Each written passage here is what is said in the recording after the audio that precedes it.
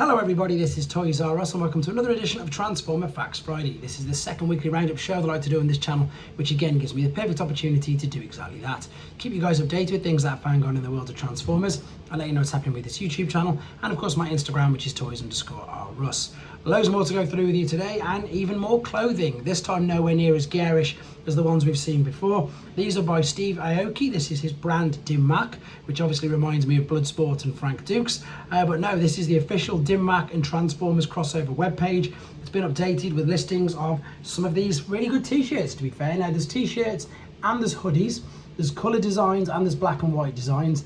Now apologies for the glare and the reflection, you probably aren't going to be able to make out too much of the actual clothing, but you should be able to see the detail, what is going to be printed. I like the way they've gone with the original or a generation sort of style wheeljack, rather than of course his incarnation in Rise of the Beasts. Now as I've said, it's good because they've got between black and white images, colour images, and there's quite a few to choose from. So if you want to check this out with a little bit, again without the reflection, and read more detail, head to TFW 2005.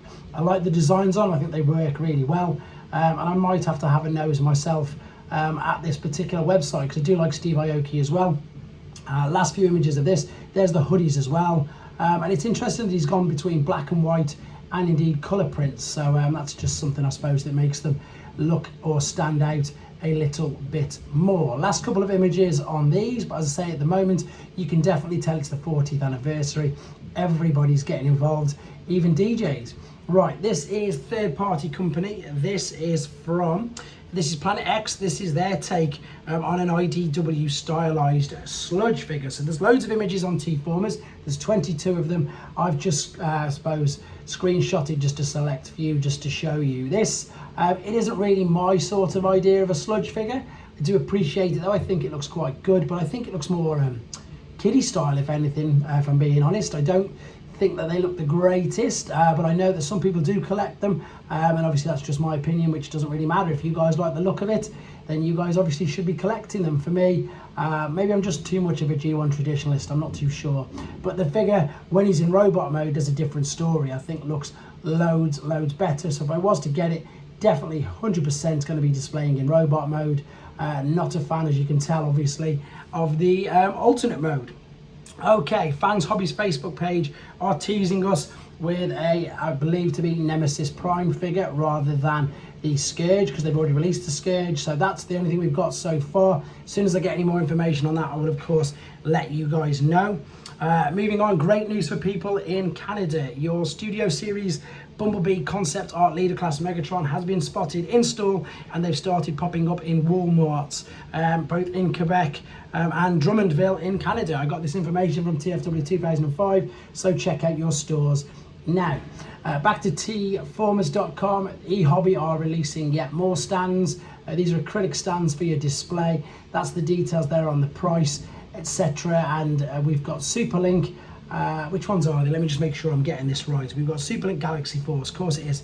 So if you're thinking these obviously look a little bit familiar, obviously not these particular ones, but the Autobot logo and the Decepticon logos, they're the ones that you see Mark Maher use on his photos. So they're little acrylic stands from ehobby, and as I say, Mark Maher uses the Autobot and Decepticon logos loads in his particular videos.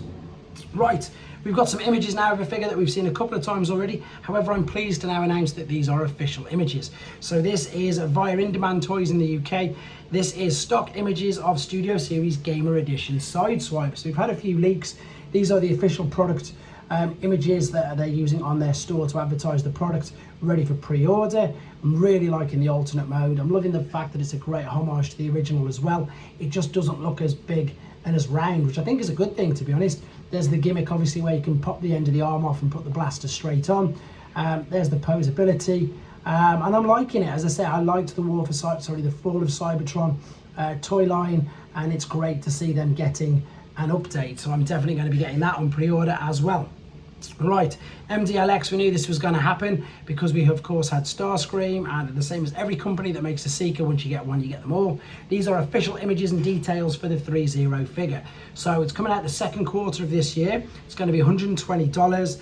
It's going to be 20 centimeters tall with 50 points of articulation. If you want to read more, you can either pause that or head to T-Formers or threezero's website, where it's got all of the details like this. So it's got 3 interchangeable faceplates, it's got detachable wings, 2 detachable cannons, 2 detachable blades, 4 pairs of interchangeable hands, posable ones, fists, weapon holding hands, and relaxed hands. So here's a few images again. Apologies for the reflection.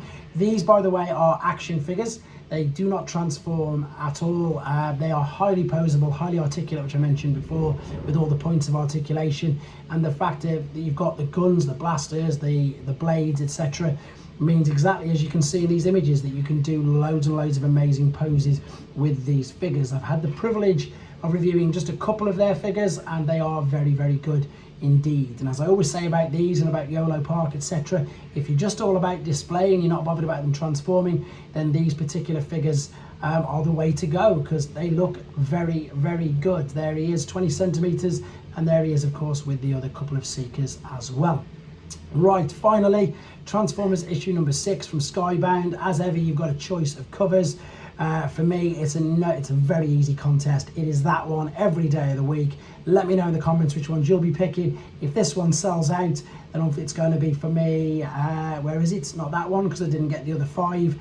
It's going to be that one. But for me, an easy Devastator win with regards to that. Very quickly, guys, places where you can order loads of these figures that I've just been showing you. It shows you website online. You can sign up, get your own account. If you type Toys R Us, all one word, into that box, that hugely helps this channel out. I really do appreciate it, and as I say, it gives me an idea of things that people want me to be reviewing. Here's just a very quick selection of some of the pre-orders. There's the Doctor Wu figures, there's the Ironhide from X-Transbots in the previous video, there's the Beast Wars, the Transart Depth Charge we've had previewed. That's the Masterpiece that's not right, Mud Flap and Skids. Completely messed that up, didn't I? There's YOLO Park's Optimus Prime. There is, of course, Missing Link Prime, Masterpiece Rhinox, loads of Doctor Wu figures, DNA upgrade kits, Iron Factory figures, etc. An abundance of figures for you to choose from. Right, I'm going to definitely do an Instagram live whilst I'm in Paul's new shop, the Space Bridge, tomorrow, and I'm probably going to do just an impromptu live tomorrow evening when I get back. I don't want to schedule it in just in case I get stuck in traffic, because it's 3.5 hours away from where I live, so if I get stuck in traffic and I'm late, I don't want to do that. But it'd be nice if you guys jump on and I do it. If not, of course, no worries. It is completely impromptu and I wasn't planning on doing it as the regular monthly feature. Once again, thank you to all the channel members for their support. For you guys, if you want to get into the draw to win your own deluxe figure of your own choice, that will be coming up in a couple of weeks' time. First weekend in March, the next proper live I'm going to be doing after this weekend. As always, guys, thanks for the support. Take care.